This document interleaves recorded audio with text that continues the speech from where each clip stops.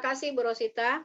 Ya, Bapak Ibu, pagi hari ini judul khotbah saya adalah Garments of Salvation and Robe of Righteousness. Ya, ini bahasa Inggris dan saya terjemahkan seperti ini ya. Garment of Salvation itu adalah pakaian keselamatan dan Robe of Righteousness, jubah kebenaran. Ya, oke, ini dia. Garment of Salvation and Robe of Righteousness. Kita baca Bapak Ibu ayat temanya. Kita tidak akan menyimpang kemana-mana karena kita masih ada di ayat tema kita ya, atau perikop tema kita untuk setahun ini di dalam Yesaya 61 ayat 1 sampai 11. Nah, ayat ini ada di dalam Yesaya 61 ayat 10 ya. Bapak Ibu kita baca bersama-sama.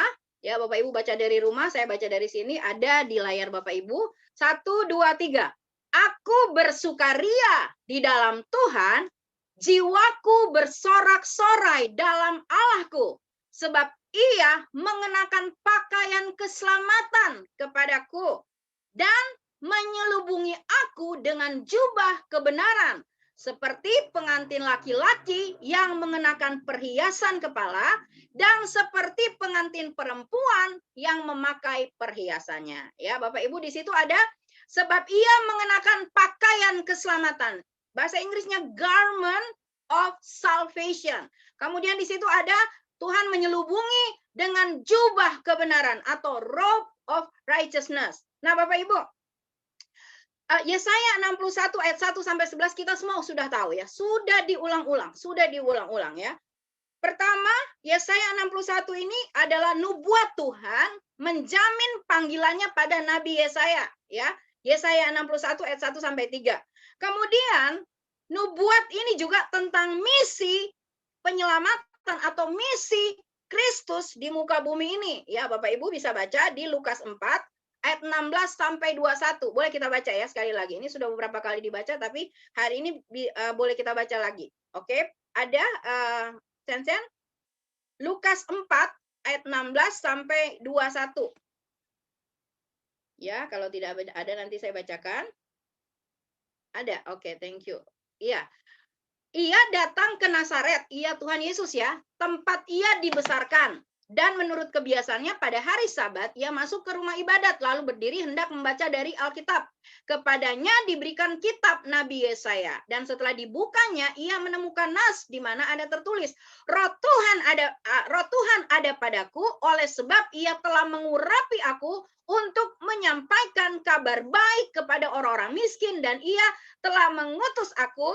Terus ia telah mengutus aku selanjutnya untuk memberitakan pembebasan kepada orang-orang tawanan dan penglihatan bagi orang-orang buta, untuk membebaskan orang-orang yang tertindas, untuk memberitakan tahun rahmat Tuhan telah datang. Ayat 20, kemudian Yesus menutup kitab itu, memberikannya kembali kepada pejabat, lalu duduk dan mata semua orang dalam rumah ibadat itu tertuju kepadanya.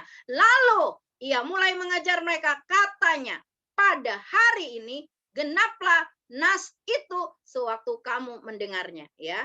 Digenapi di dalam Yesus sendiri ya. Kemudian Bapak Ibu, kabar baik tentang Yesaya 61 ayat 1 sampai 11 adalah kabar baik tentang keselamatan. Pertama, bagi Israel jasmani, bagi bangsa Israel, pemulihan bangsa Israel ya. Setelah mereka dibuang, di pembuangan, kemudian diselamatkan kembali, saudara. Ini adalah kabar baik bagi Israel secara jasmani, bangsa Israel. Ini juga kabar baik bagi kita ya, Israel rohani. Kita orang percaya. Yesaya 61 ayat 4 sampai 9. Kemudian ini ada ayat 10, Yesaya 61 ayat 10 adalah respon atas keselamatan dari Tuhan yang kita sudah baca tadi ayat tema kita. Kemudian tujuan Yesaya 61 ayat 11 itu ada agar supaya bumi dipenuhi dengan kebenaran Tuhan, atau agar puji-pujian kepada Tuhan itu tetap untuk selama-lamanya ya. Yesaya 61 ayat 11.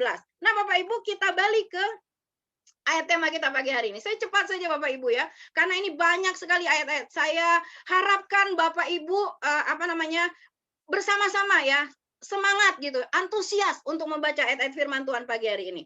Ya, dikatakan Yesaya 61 ayat 10 ini adalah respon dari bangsa Israel. Respon kita juga Bapak Ibu ya. Dikatakan, aku bersukaria di dalam Tuhan. Jiwaku bersorak-sorai di dalam Allahku. Ya. Tuhan, kenapa jiwaku bersorak-sorai? Karena, ya kalimat selanjutnya, karena Tuhan telah mengenakan garment of salvation. Karena Tuhan telah mengenakan pakaian keselamatan, ya. Garment of salvation, pakaian keselamatan, ya. Tuhan mengatakan kita harus bersukacita karena Yesus telah mengenakan, telah memakaikan keselamatan itu kepada kita. Melalui apa Bapak Ibu? Melalui apa yang kita peringatin hari ini, yaitu karya penebusan Kristus di kayu salib. Nah Bapak Ibu, kita baca Roma 3 ayat 23. Mengatakan bahwa, ya ayat ini pasti Bapak Ibu sudah hafal ya. Semua orang itu sudah berdosa. Kita baca saja ya, ada ayatnya. Roma 3 ayat 23. Karena semua orang telah berbuat dosa dan telah kehilangan kemuliaan Allah. Semua orang loh Bapak Ibu lah, dari manusia pertama sampai kita, kata firman Tuhan ya. Tetapi ayat 24 mengatakan apa Bapak Ibu? Terus Roma 3:24, dan oleh kasih karunia telah dibenarkan ya dengan cuma-cuma karena penebusan dalam Kristus ya. Kemudian Efesus 2 ayat 8. Efesus 2 ayat 8. Sebab karena kasih karunia kamu, kita semua diselamatkan oleh iman, ya. Itu bukan hasil usaha kita, tetapi pemberian Allah, ya. Makanya dikatakan tadi pakaian keselamatan itu dipakaikan kepada kita, diberikan kepada kita. Bukan kita yang memakainya, bukan dengan perbuatan kita menerima keselamatan itu, tapi hanya karena kasih karunia Dia memakaikan pakaian keselamatan itu. Nah, Bapak Ibu, sekarang kita mau belajar karena tema kita setahun kuasa, kuasanya yang menyelamatkan. Sekarang Bapak Ibu, kita mau belajar ada kuasa apa melalui kematian Yesus Kristus di kayu salib. Ya, satu Bapak Ibu, kuasa kematian Kristus menghancurkan kuasa maut, menghancurkan kutuk dosa. Amin. Amin. Boleh Bapak Ibu bilang amin semuanya? Ya, masing-masing.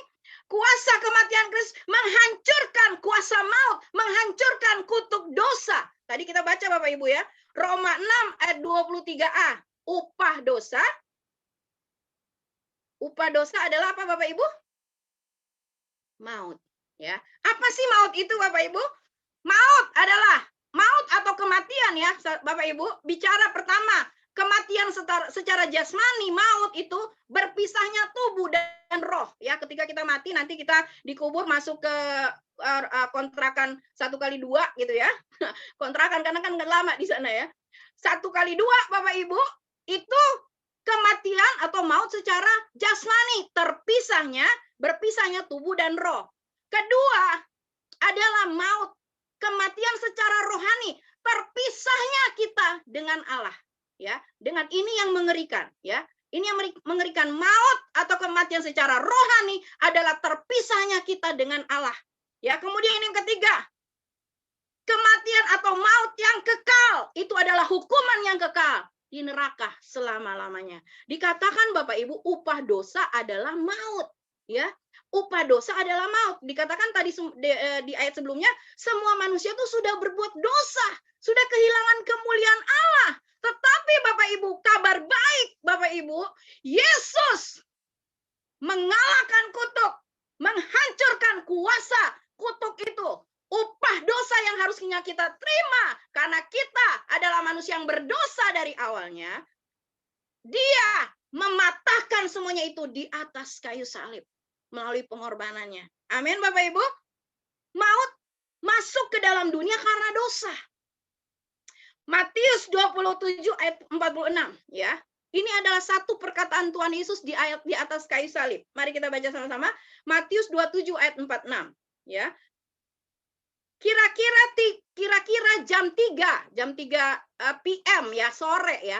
Berserulah Yesus dengan suara nyaring, Eli, Eli, lama sabachthani. Ditulis di situ artinya, Allahku, Allahku, mengapa engkau meninggalkan aku? Bapak Ibu, ayat ini banyak dipakai oleh orang yang tidak percaya untuk menghancurkan iman Kristen. Jadi mereka katakan, kalau Tuhan Yesus Allah, kenapa dia katakan Allahku, Allahku, mengapa engkau meninggalkan aku? Tetapi kita orang percaya, kita tahu artinya. Kita tahu artinya, Bapak Ibu. Ya, jeritan Tuhan Yesus ini adalah kenapa? Waktu di Taman Getsemani, Bapak Ibu, dikatakan di situ waktu Tuhan bergumul, Bapak Ibu, karena dia tahu apa yang akan dia hadapi, Bapak Ibu. Dan dikatakan peluhnya itu seperti apa? Seperti darah gitu ya. Peluhnya, keringatnya itu seperti darah, ya. Bisa nggak kita bayangkan, Bapak Ibu, seperti itu apa yang dirasakan oleh Tuhan Yesus, ya. Depression. Tuhan Yesus ada di bawah tekanan. Kalau kita katakan dia Allah 100%, ya, secara daging, secara tubuh manusia, Yesus juga manusia. Dia memiliki ketakutan, Bapak Ibu. Kenapa? Bukan karena apa yang dia akan alami, bukan karena penderitaan, dihina, dicaci, diludahi. Apalagi Bapak Ibu, ditikam, dipaku, di kayu salib, dan lain sebagainya, dihina. Bukan itu. Tetapi Yesus sedang berteriak kepada Bapa di surga. Karena dia tahu dia akan dipisahkan dari Bapa.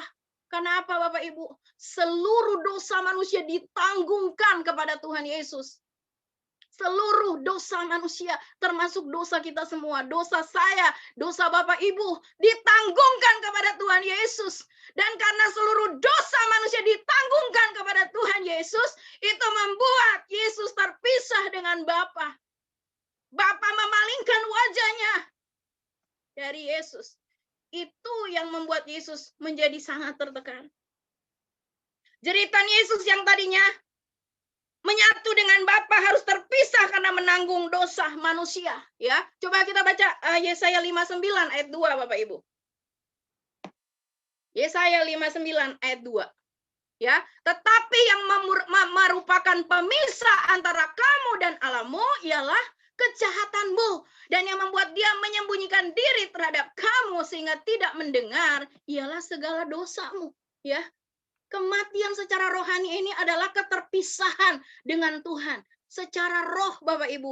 Ini yang membuat Tuhan Yesus menjadi sangat tertekan. Karena dia tahu, ya, tadinya saat menyatu, Bapak Ibu, ya. Karena dia memang adalah Allah sendiri yang datang ke dunia ini untuk misi penyelamatan itu. Saudara, ini yang dilakukan Yesus loh. Menghancurkan kutuk dosa, upah dosa, yaitu maut yang harusnya kita yang tanggung. Kalau kita bertanya pada Yesus hari ini, Tuhan, ya, kadang-kadang mungkin ya, kalau kita sedang dalam masalah besar, persoalan ya, sering bilang ini, Tuhan mengasihi saya nggak sih? Pernah nggak ngomong gitu sama Tuhan Yesus? Tuhan mengasihi saya nggak sih? Tuhan sayang nggak kepada saya? Gitu ya. Kalau kita tanyakan itu kepada Tuhan Yesus, Tuhan Yesus, seberapa besar kasih Tuhan kepada kita? Kita baca Roma 5 ayat 8. Kita baca Roma 5 ayat 8. Ya. Akan tetapi Allah menunjukkan kasih-Nya. Kalau kita tanya, seberapa besar Tuhan mengasihi kita? Akan tetapi Allah menunjukkan kasih-Nya kepada kita oleh karena Kristus telah mati untuk kita pada saat ketika kita masih berdosa. Tuhan bukan mati buat kita karena kita sudah kudus, kita sudah suci, kita sudah menjadi orang yang benar gitu, Bapak Ibu ya. Dia mati buat kita pada saat kita masih berdosa, ya. Mungkin bagi orang baik ada orang yang mau mati, tetapi bagi penjahat hanya Yesus yang mau mati buat penjahat. Kita semua adalah penjahat yang melakukan yang sudah penuh dengan dosa, tetapi Yesus mau mati buat kita bukan pada saat kita sudah benar, Bapak Ibu, tapi pada saat kita masih berdosa. Seperti itulah ya. Kalau Tuhan tanya mungkin ya, di belakang saya ada salib. Kalau mungkin saudara tanya, Tuhan Yesus mengasihi saya seberapa besar? Lalu lihatlah dia membentangkan tangannya di kayu salib dan dia mengatakan seperti ini. Ketika aku naik ke kayu salib dan aku mengubah kutuk itu menjadi kehidupan. Hari ini Bapak Ibu jangan hanya menjadi Jumat Agung ya. Bukan Jumatnya yang diagungkan, tetapi pengorbanan Kristusnya yang kita agungkan. Ya, kita bukan ibadah ritual hari Jumat Agung seperti semua orang melakukannya, tetapi hari ini mari kita kembali kepada apa yang ada di hati Tuhan buat kita semua. Kalau bukan karena kasih, gak mungkin seseorang bisa melakukan itu. Dan kasih Yesus adalah kasih yang sempurna. Kasih Yesus adalah kasih yang sempurna. Dikatakan saudara di King James Version, Allah Roma 5 tadi ayat 8, Allah menunjukkan kasihnya, dikatakan itu, but God demonstrate his love. Mendemonstrasikan, Bapak Ibu ya. Tuhan bukan hanya mengatakan dia mengasihi kita, tapi dia demonstrasikan.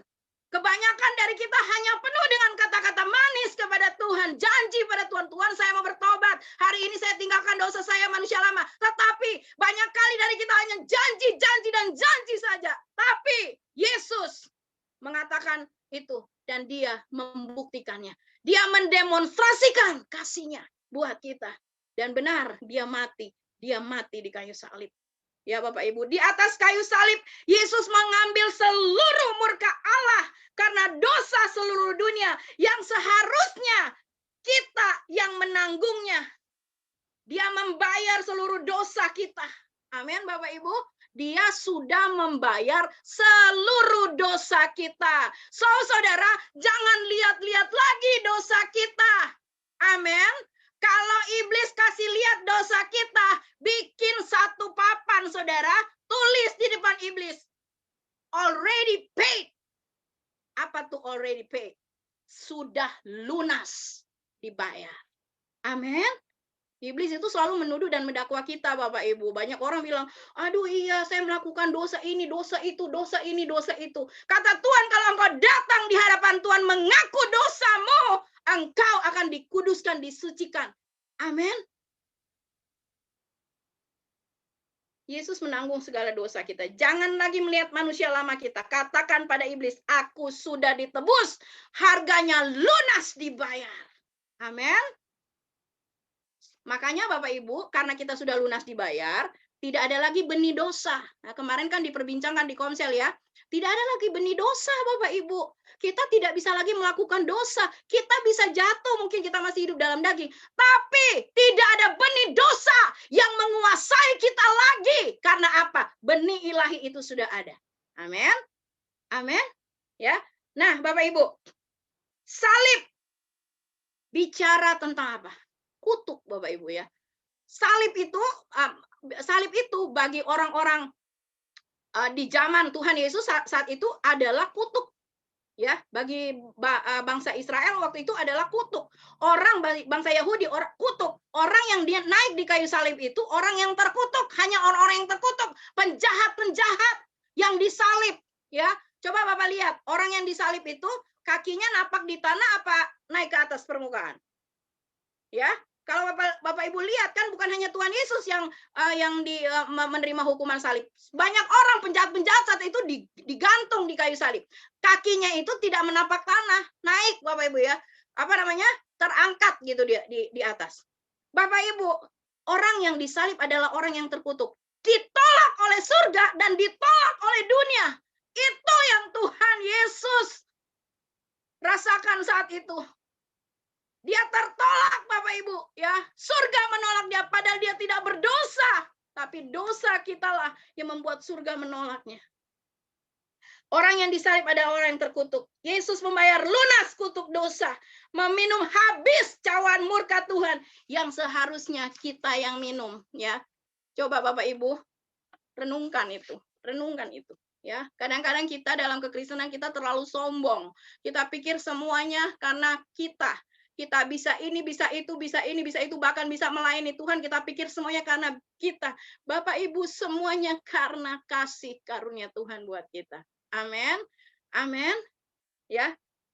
Yang pertama tadi, kuasa salib, kuasa kematian Kristus, yaitu apa Saudara? Menghancurkan kutuk dosa, menghancurkan kutuk maut. Amin. Kedua, bilur-bilurnya menyembuhkan kita. Amin. Banyak Bapak Ibu ya, tapi karena terbatas saya selalu hanya paling 2 atau 3 ya. Bilur-bilur Yesus menyembuhkan ya. Kita selalu doakan kalau orang sakit, bilur-bilur Tuhan Yesus menyembuhkan, bilur-bilur Tuhan Yesus menyembuhkan. Tapi apa sih gitu ya. Kita baca Yesaya 53 ayat 4 sampai 5. Yesaya 53 ayat 4 sampai 5 ya. Ini di ayat-ayat sebelumnya ini sebenarnya adalah nubuatan juga tentang Mesias, tentang Kristus ya, tapi kita baca saja ayat 4 dan ayat 5. Tetapi sesungguhnya penyakit kitalah yang ditanggungnya dan kesengsaraan kitalah yang dipikulnya, padahal kita mengira dia kena tulah, dipukul dan ditindas Allah. Tetapi dia tertikam oleh karena pemberontakan kita. Dia diremukkan oleh karena kejahatan kita. Ganjaran yang mendatangkan keselamatan bagi kita ditimpakan kepadanya. Dan oleh apa? Bilur-bilurnya kita menjadi sembuh. Nah, Bapak Ibu, saya memperlihatkan. Coba Sen keluarkan gambar yang saya kirim, boleh Sen? Ya, Bapak Ibu sudah lihat ya? Oh, belum keluar. Ya. Ini adalah gambar dari, nah, ini dia. Bapak Ibu bisa lihat di situ kan? Apa itu Bapak Ibu? Itu adalah cambuk tentara Romawi. Ya. Jadi sebenarnya ya, saya baca gini ya, kronologi pencambukan itu. Dari Taman Getsemani, Tuhan Yesus ditangkap. Dalam kesendiriannya, murid-muridnya lari kocar-kacir. Ia menghadap Hanas. Setelah itu Kayafas. Emosinya terasa semakin berat karena ia merasa sendiri ya, ditinggalkan oleh orang-orang yang dia kasihi. Ditambah lagi ia mulai mendapat siksaan secara fisik. Di pengadilan agama, mukanya ditampar. Baca Yohanes 18 ayat 23. Dia dipukuli. Lukas 22 ayat 63. Mulai pukul 1 dini hari ya. Mulai pukul 1 sampai dini hari. Sebelum ia dihukum mati, ia dibawa ke pengadilan Romawi. Keadaan fisik Tuhan Yesus saat itu sudah makin lemah karena ia tidak tidur semalaman, tidak makan, tidak minum. Juga dipaksa berjalan dari satu tempat ke tempat yang lain untuk dihakimi ya Bapak Ibu. Dan jaraknya cukup jauh.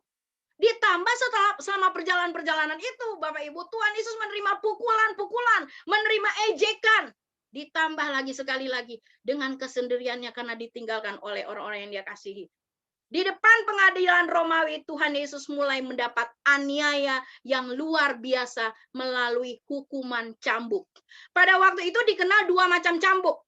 Yang satu berupa sebatang tongkat atau ranting yang digunakan khusus untuk warga negara Romawi. Yang kedua, nah seperti ini Bapak Ibu, ya, seperti ini. Cambuk bergagang kayu dengan 1 sampai 3 helai kulitnya atau tali.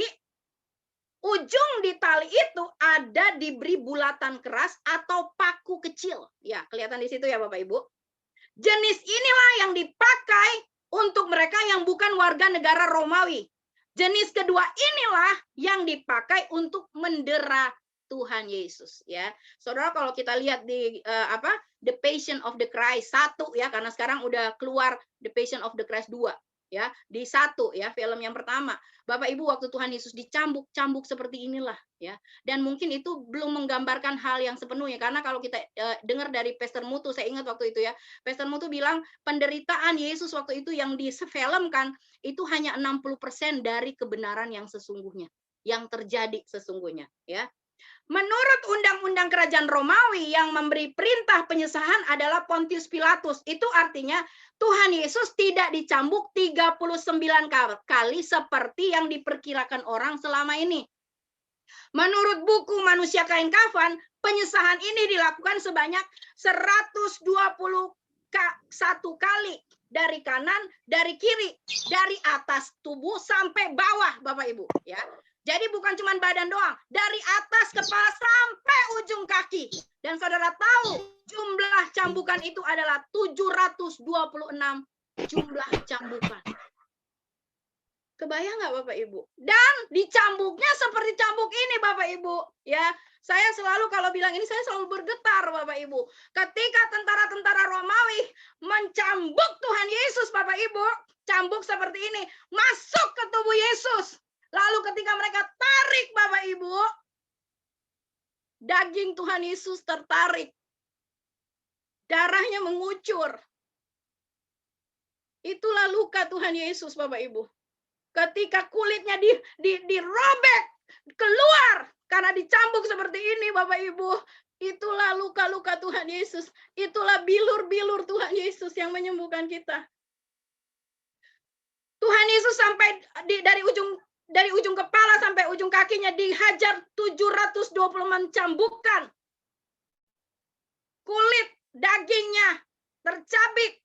Namun demikian para algojo yang mendera itu amat mahir sehingga mereka tidak memukul daerah-daerah yang mematikan.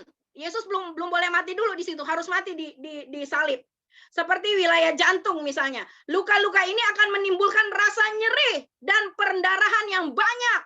Kondisi ini dapat membawa Tuhan Yesus pada keadaan pre-shock. Dari sini Tuhan Yesus harus membawa bagian horizontal dari salib, bagian horizontal dari salib yang panjang itu ya. Bagian horizontal yang horizontal dari salib itu atau namanya patibulum. Beratnya kurang lebih 50 kg ke Bukit Golgota. Yang yang letaknya di luar kota. Dalam perjalanan yang disebut Via Dolorosa, Yesus memikul patibulum pada pundaknya dengan kedua lengannya terangkat. Terangkat ke atas ya Bapak Ibu. Pada ujung kiri dan ujung kanan patibilium itu diikatkan tali Bapak Ibu. Diikatkan tali. Bila jumlah terhukum lebih dari satu, nah waktu itu kan Tuhan Yesus dengan dua ya, yang akan sama-sama disalibkan. Bila terhukum lebih dari satu, mereka akan dihubungkan satu dengan yang lain dengan seutas tali. Ujung kiri dengan pergelangan kaki kirinya, dan begitu juga sebaliknya. Ini untuk mencegah agar terhukum tidak melarikan diri. Dalam buku Manusia Kain Kafan disebut Yesus adalah terhukum yang diletakkan paling belakang. Ya. Jadi yang dua itu ada di depan. Jadi waktu Tuhan Yesus itu, Bapak Ibu tahu gitu ya. Ini saya baca ini tadi malam itu saya, Tuhan Yesus saya nggak berhenti nangis gitu Bapak Ibu ya. Nggak kuat saya baca ini Bapak Ibu. Karena ini mungkin tidak ada di dalam Alkitab, nggak ditulis secara rinci di Alkitab Bapak Ibu ya. Tetapi bayangin nggak Bapak Ibu ditulis di sini ya. Hentakan ini jadi dua terhukum di depannya itu. Mereka tarik Tuhan Yesus kalau Tuhan Yesus terjatuh gitu. Mereka tarik talinya itu gitu. Jadi itu akan menyeret Tuhan Yesus, itu akan membuat Tuhan Yesus jatuh. Ya, mukanya terjerembab ke batu Bapak Ibu ya. Badan yang sudah penuh dengan luka itu terjerembab, terseret Bapak Ibu. Ya. Saya sendiri nggak bisa bayangkan Bapak Ibu ya. Kemudian saudara, hentakan ini menyebabkan patibulum Yesus sebelah kanan tersentak ke depan, sedang kiri akan terlempar ke belakang. Dan ini membuat kaki kirinya tertahan. Bahkan tertarik ke belakang juga. Keadaan ini membuat Tuhan Yesus jatuh terduduk pada lututnya atau terjerembab dengan muka terbentur batu. Hal ini terjadi berkali-kali daripada Yesus mati, para pengawal itu segera memanggil Simon dari Kiren untuk menolong membawa patibulum itu. Sampai di Golgota Yesus disalib. Paku yang digunakan ukurannya 1 kali 1 cm ukurannya. Panjangnya 13 sampai 18 cm. Paku ini ditempatkan pada bagian tangan yang diperkirakan dapat menahan tubuh Yesus ya. Jadi bukan di sini Bapak Ibu, tapi di sini, di pergelangan tangan ya. Setelah kedua tangannya direntangkan dan dipaku, patibulum itu bersama terhukum diangkat oleh para pengawal untuk memasukkan patibulum ke bagian vertikal ya, supaya dia menjadi salib seperti itu. Kebayang nggak saudara? Berikut yang dipaku adalah kakinya, di mana sudah disediakan tempat berpijak. Tempat ini adalah agar terhukum lebih lama menderita sebelum mati. Pendarahan di pergelangan lengan itu memang tidak banyak, tapi pasti menimbulkan rasa nyeri yang hebat. Mengapa? Ada beberapa syaraf yang terkena. Demikian juga halnya dengan kakinya Tuhan Yesus. Rasa nyeri akan terus-menerus dirasakan bila ia bergerak selama tergantung di kayu salib. Selain itu, ini jangan saudara pikir saya sedang saya sedang menceritakan sesuatu yang ini kenyataan Bapak Ibu ya. Ini kenyataan, ini bukan rekayasa cerita gitu ya. Ini bukan film drama drakor atau drama sinetron gitu ya. Ini adalah hal yang benar-benar terjadi ya. Akibat pendarahan yang dialami Tuhan Yesus Bapak Ibu selama di kayu salib, ini mengakibatkan Yesus masuk dalam kondisi gagal jantung. Keadaan inilah yang menyebabkan kematiannya di kayu salib. Darahnya habis. Ya, Keadaan lain yang mempercepat kematiannya adalah kondisi tubuhnya yang sudah sangat lemah waktu digantung di kayu salib. Hal ini ditambah lagi dengan penikaman di bagian selat tulang iga. Tikaman ini menembus paru-paru kanan menuju bilik kanan dan serambi kanan jantung. Ya, sebab saya tutup cerita ini, bukan cerita, saya tutup saudara apa yang saya baca ini, 1 Petrus 1 ayat 18 sampai 19 dikatakan.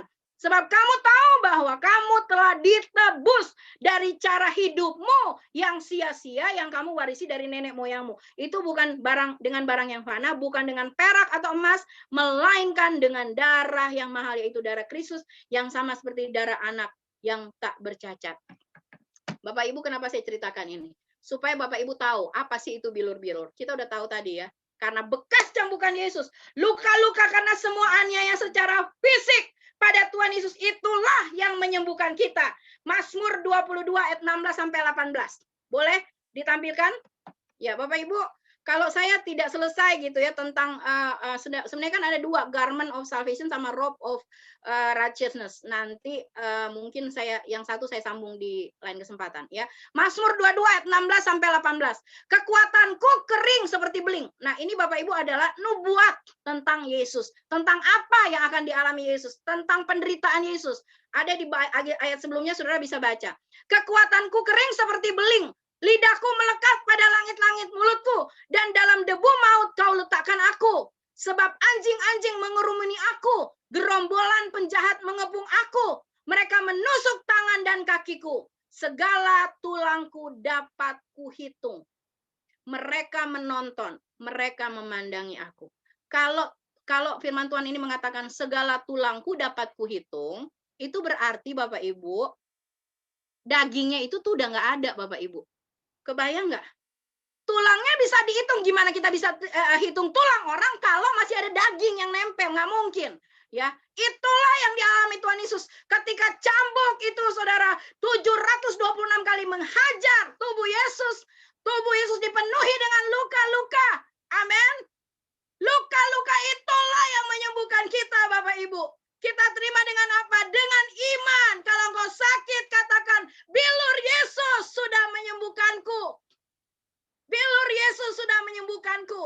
Perkatakan dan terima dengan iman. Amin. Bapak Ibu, ini kuasa kematian Kristus. Menghancurkan kutuk dosa. Menyembuhkan bilurnya, menyembuhkan segala penyakit. Bukan hanya penyakit jasmani, tapi penyakit rohani, penyakit jiwani. Amin.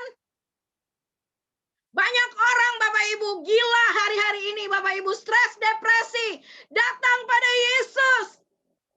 Ada pemulihan yang Tuhan sediakan, amin. Ada kasih yang Tuhan sediakan, kasih yang sudah Tuhan buktikan di kayu salib. Jangan lari pada dunia Bapak Ibu ketika engkau mengalami masalah, tekanan dan persoalan. Mari datang kepada Yesus. Dia mengasihi kita bukan hanya dengan perkataan, tapi dia membuktikannya.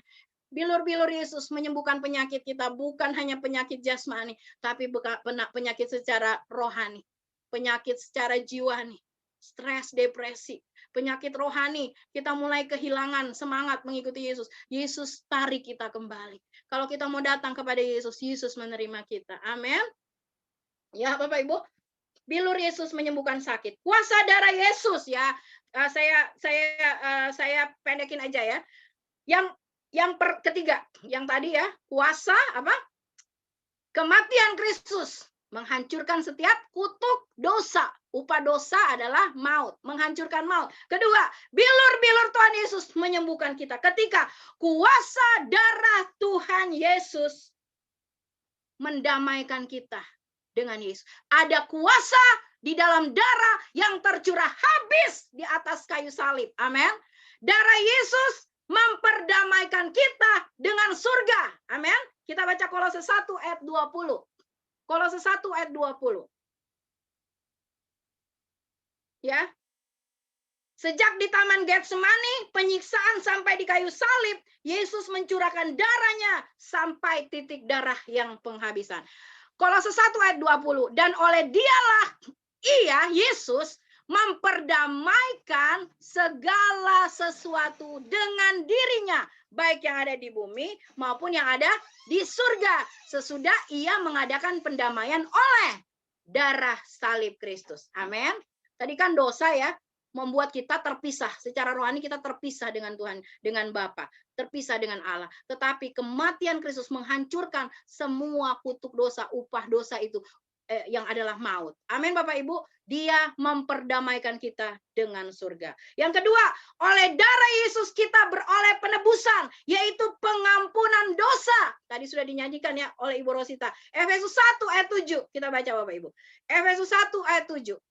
Ya, Bapak Ibu baca ayat ya. Kita semangat baca ayat-ayatnya ya. Baca bersama-sama ya. Sebab di dalam Dia dan oleh darahnya kita beroleh penebusan, yaitu pengampunan dosa menurut kekayaan kasih karunia-Nya ya. Darah Yesus apa Bapak Ibu? Oleh darah Yesus kita beroleh penebusan, yaitu pengampunan dosa. Satu lagi, 1 Petrus 1 ayat 18-19. Dua lagi deh ayat ini ya. Sebab kamu tahu bahwa kamu telah ditebus dari cara hidupmu yang sia-sia. Tadi kita sudah baca ya.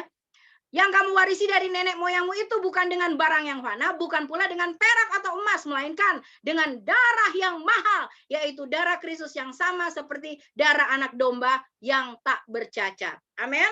Kemudian 1 Yohanes 1 ayat 7 ya. Tetapi jika kita hidup di dalam terang sama seperti Dia ada di dalam terang, maka kita beroleh persekutuan seorang yang lain, dan darah Yesus anaknya itu menyucikan kita daripada segala dosa kita. Kemudian darah Yesus menyucikan hati nurani kita. Ibrani 9 ayat 13-14. Darah Yesus menyucikan hati nurani kita. Sebab jika darah domba jantan dan darah lembu jantan dan percikan abu lembu muda menguduskan mereka yang najis sehingga mereka disucikan secara lahiriah, betapa lebihnya darah Kristus yang oleh roh yang kekal telah mempersembahkan dirinya sendiri kepada Allah sebagai persembahan yang tak bercacat, akan menyucikan hati nurani kita dari perbuatan yang sia-sia, supaya kita dapat beribadah kepada Allah yang hidup. Amin Bapak Ibu. Yang terakhir, darah Yesus memberanikan kita masuk ke tempat kudusnya Tuhan. Ibrani 10 ayat 19. Karena itu marilah kita menghadap Ibrani 10 ayat 19. Jadi saudara-saudara, oleh darah Yesus kita sekarang penuh keberanian dapat masuk ke dalam tempat kudusnya Tuhan, ya. Kuasa darah Yesus. Kematian Kristus memerdekakan kita dari dosa. Roma 6 ayat 18. Kita baca Saudara. Roma 6 ayat 18. Kamu telah dimerdekakan dari dosa dan menjadi hamba kebenaran. Kita bukan lagi hamba dosa, kita adalah hamba kebenaran. Amin. Tuhan sudah memakaikan jubah keselamatan pada kita melalui kematian Kristus. Yohanes 8 ayat 36. Jadi apabila anak itu memerdekakan kamu, kamu pun benar-benar merdeka. Amin Bapak Ibu. Pakaian keselamatan itu sudah diberikan.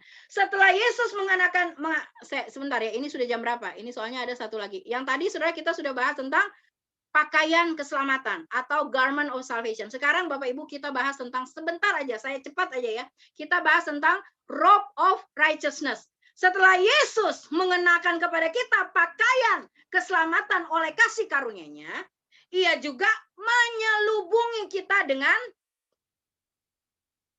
robe of righteousness atau jubah kebenaran. Untuk diselamatkan dari dosa, kita butuh pakaian keselamatan.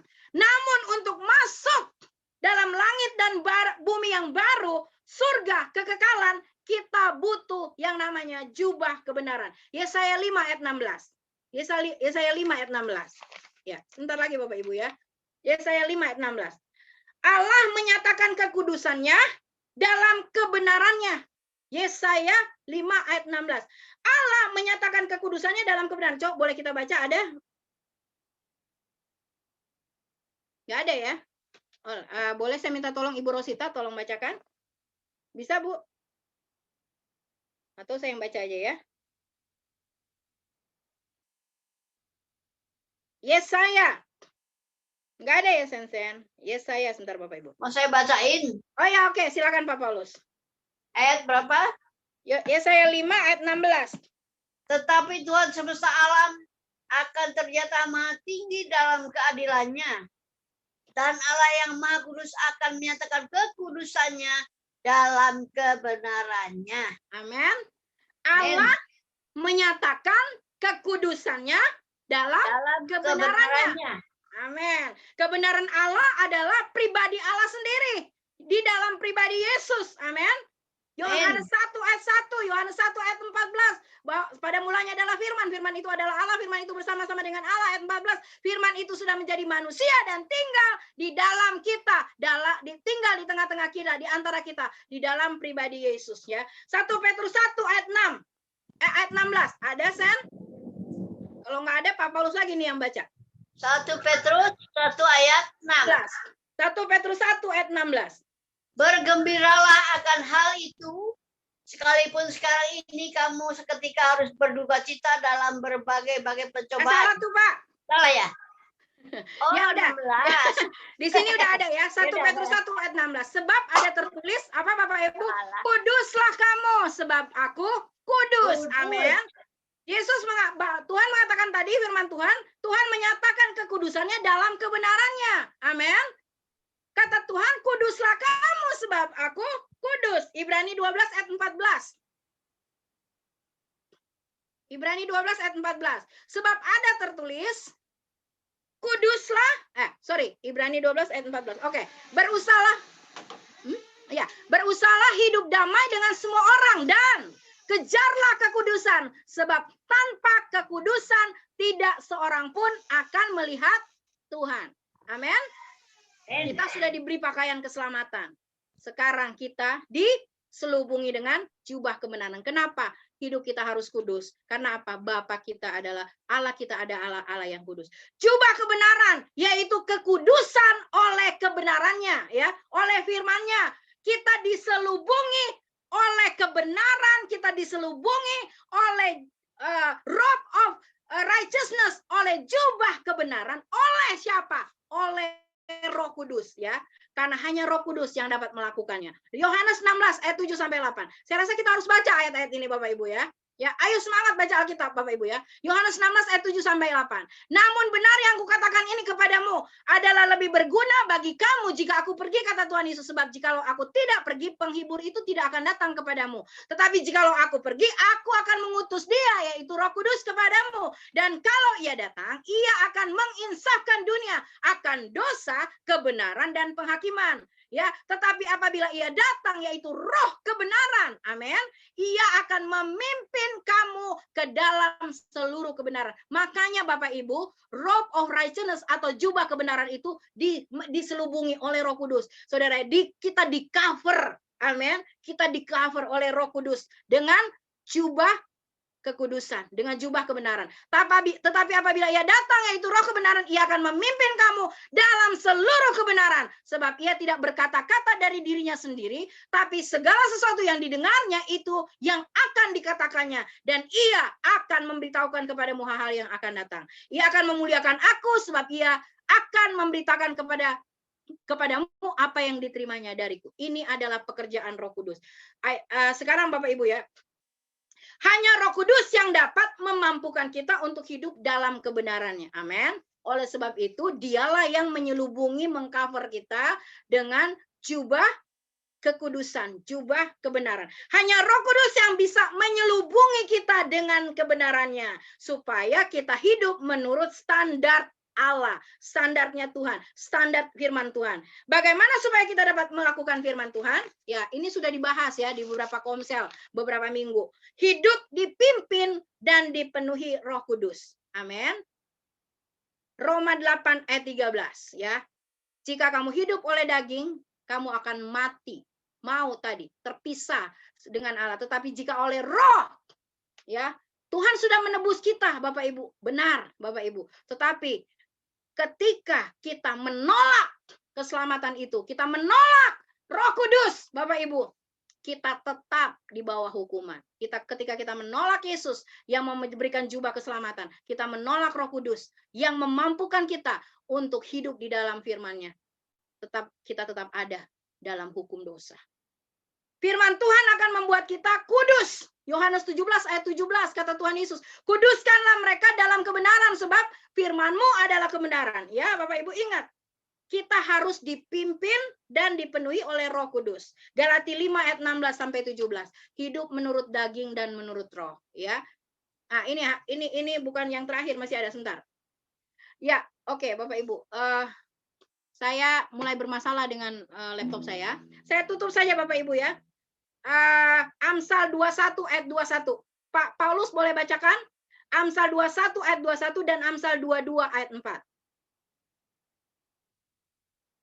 Ya, silakan Pak. Ada? Nah, Pak Paulus? Oke. Amsal 21 ayat 21. Siapa mengejar kebenaran dan kasih akan memperoleh kehidupan, kehormatan, kebenaran dan kehormatan. Ini upah ya bagi kita. Ini upah yang kemarin itu sudah dikhotbahkan oleh Pak Petrus ya. Khotbah Pak Petrus minggu lalu tanggal 28. Bukan hanya nanti di surga, tapi di bumi juga ya. Amsal 22 ayat 4. Sen. Ada dua lagi. Amsal 22 ayat 4. Ganjaran kerendahan hati dan takut akan Tuhan adalah kekayaan, kehormatan dan kehidupan ya. Yang terakhir, ini yang sudah dibacakan oleh Pak Petrus minggu yang lalu. Wahyu 22 ayat 12.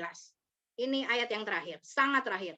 Sesungguhnya kata Tuhan Yesus, aku datang segera dan aku membawa upahku untuk membalaskan kepada setiap orang perbuatan menurut perbuatannya. Nah, saudara bisa baca kembali di Yesaya tadi ayat tema kita, Yesaya 61 ayat 10 ya. Yesaya 61 ayat 10 bagian C ya. Yesaya 61 bagian 3A.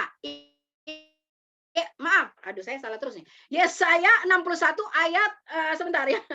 Ayat mana nih? Yesaya 61 ayat 10C gitu ya. Ini mulai panik nih karena laptopnya udah mulai bermasalah nih.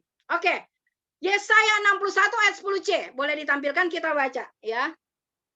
Ini yang membuat kita bersukacita kan Bapak Ibu ya.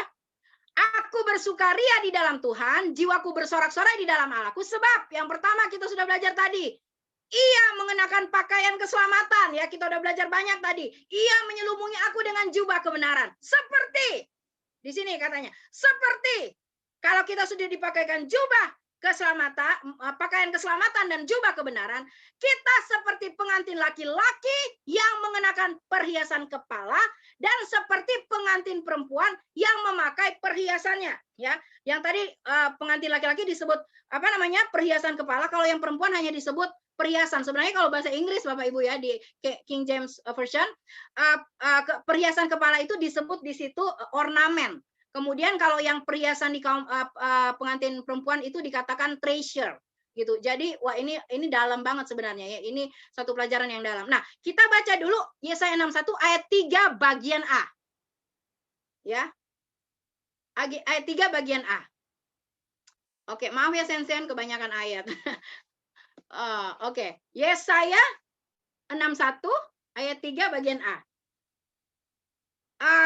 Kalau nggak ada, Pak Paulus boleh baca? Bisa nggak? Oke, saya baca aja ya. Mengaruniakan kepada mereka perhiasan kepala ganti abu, minyak untuk pesta dan ya. Terima kasih.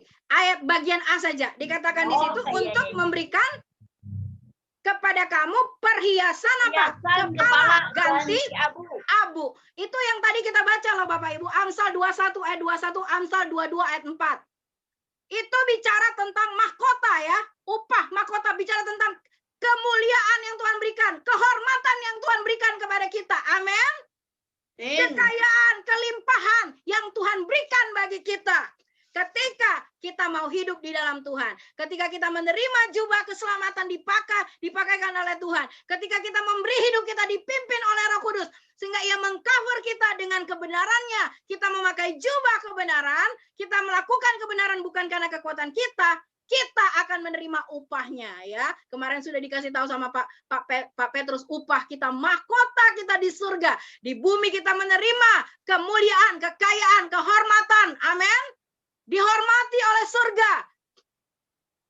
Bapak Ibu, Bukankah ini yang kita rindukan? Yesus sudah memberikan segala-galanya. Yesus menjanjikan banyak hal yang luar biasa buat kita. Saudara, tidak layak kita membalas semuanya itu dengan hidup kita yang masih jauh dari Tuhan. Amin, Bapak Ibu. Ya, saya tutup di sini, Bapak Ibu. Kita sebentar, ada kira-kira 2 menit, Bapak Ibu, coba kita lihat video klip ini, kalau bisa ditayangkan. Dan sebelumnya, sebelum saya serahkan kepada Ibu Rosita, kita menyanyikan satu lagu. Ya, bisa dipasang